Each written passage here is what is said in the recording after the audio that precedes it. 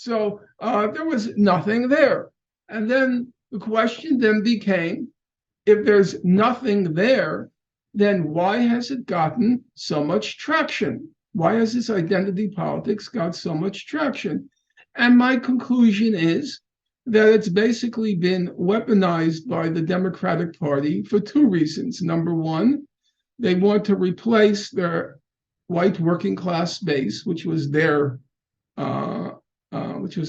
identified with the working class since FDR, since Franklin Delano Roosevelt.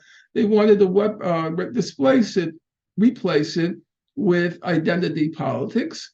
And number two, because the identity politics was a useful weapon at this juncture in time. You see, that's the key point. The Bernie Sanders campaign, or the Bernie Sanders, let's call it idea, it came to fruition. You recall Bernie, when people used to say about Bernie Sanders is, oh, Bernie Sanders, he's been saying the same thing for 50 years. Yes, it's true. He's been saying the same thing for 50 years, except guess what? The times caught up with him.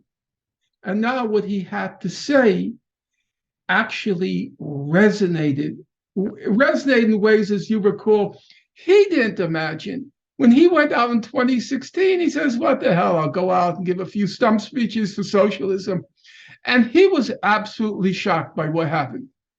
He did not expect it. He was totally bewildered. Of course, by 2020, he was seasoned. He knew what he wanted to do, how to achieve it, and the gains were significant. The shortcomings were also significant, but that's for a separate discussion.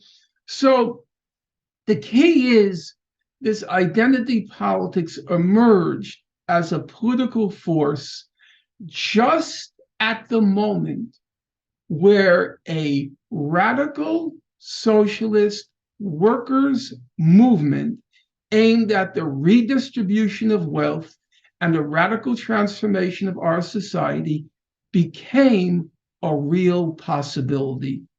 And it had to be stopped. And the Democratic Party used, I should say the powers that be, used on the Democratic side. The Republican side used white working class identity politics to try to divide the working class. The Democratic Party attempted to use identity politics.